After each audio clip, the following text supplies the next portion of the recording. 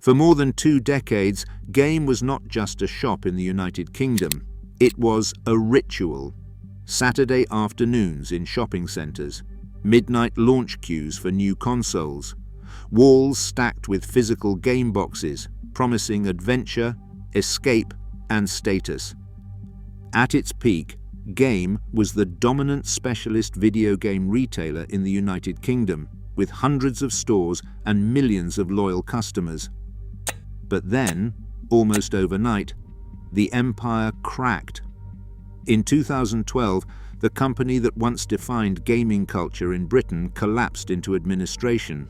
Shelves were full. Customers were still walking in. Yet, behind the scenes, the business was already dead. So how does a company with strong brand recognition, national reach, and an entire generation of gamers behind it run out of money? Why did Game fail? How much debt crushed it? And who was really to blame? Because the real story of Game is not just about video games.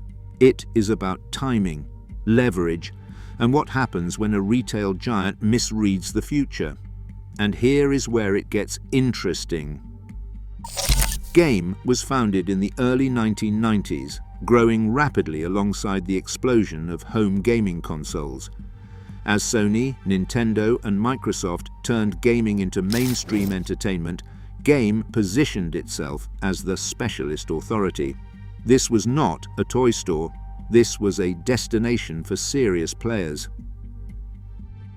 By the mid-2000s, Game operated over 600 stores across the UK and Europe. It benefited from physical media economics, high-margin pre-owned games, exclusive launch events, strong relationships with console manufacturers. At one point, Game controlled over 40% of the UK physical games market.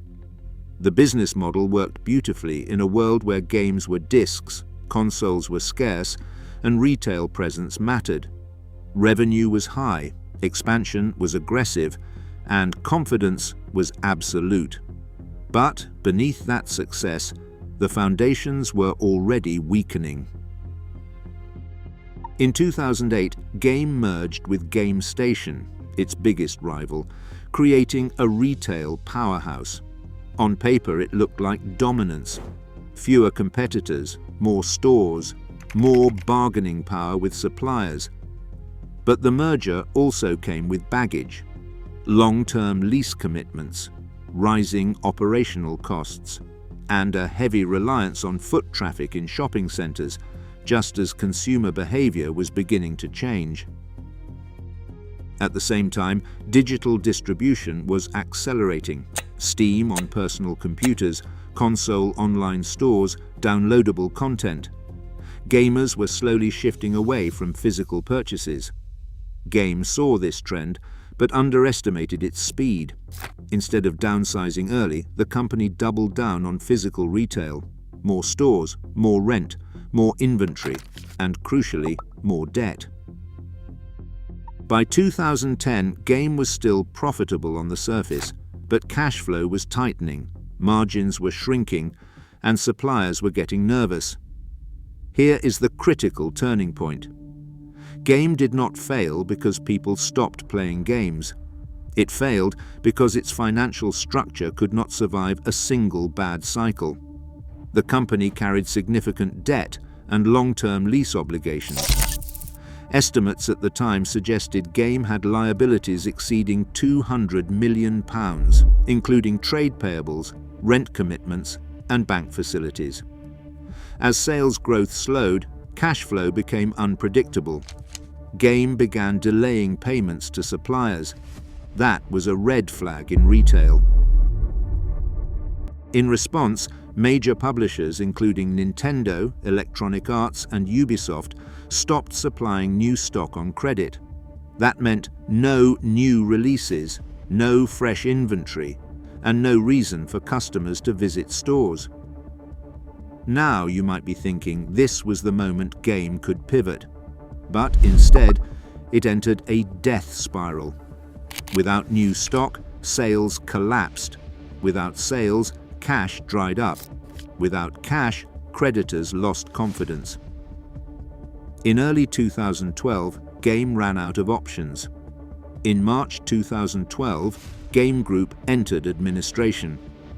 At the time of collapse, the company reportedly owed around £180 million to £200 million to creditors. This included banks, landlords, and suppliers. Many small trade creditors were left with massive losses. Some received pennies on the pound. Over 200 stores were immediately at risk. Thousands of employees faced uncertainty. Gift cards became worthless overnight, costing consumers millions. The failure was not caused by a single bad decision, but by a chain reaction. High fixed costs, heavy leverage, delayed adaptation, and a fatal dependency on supplier credit. Digital distribution did not kill Game directly. Cash flow mismanagement did. But wait, there is more to this story. Unlike many retailers, Game did not disappear completely. In a controversial move, the core United Kingdom business was sold out of administration to a private equity-backed investor group. Many stores reopened. Jobs were saved. But the old Game Group shareholders were wiped out entirely. The new Game was smaller, leaner, and more cautious. It focused on collectibles, merchandise, and experiential retail. Over time, it even partnered with other chains, opening concessions inside larger stores, rather than relying on expensive standalone leases. The brand survived, but the original company did not. And that distinction matters. So why did Game really fail? It was not because gamers stopped buying games. It was not because the brand lost relevance. And it was not even purely because of digital downloads. Game failed because it expanded aggressively in a declining retail model while carrying too much financial risk. When the environment shifted, there was no margin for error. The debt, estimated at close to £200 million, turned what could have been a slow restructuring into an instant collapse. Once suppliers pulled support, the business became unsustainable within weeks. This is the brutal truth of retail economics. Growth hides weakness, debt amplifies mistakes, and timing is everything. Game is a case study in how strong brands can still fail if their balance sheets are fragile.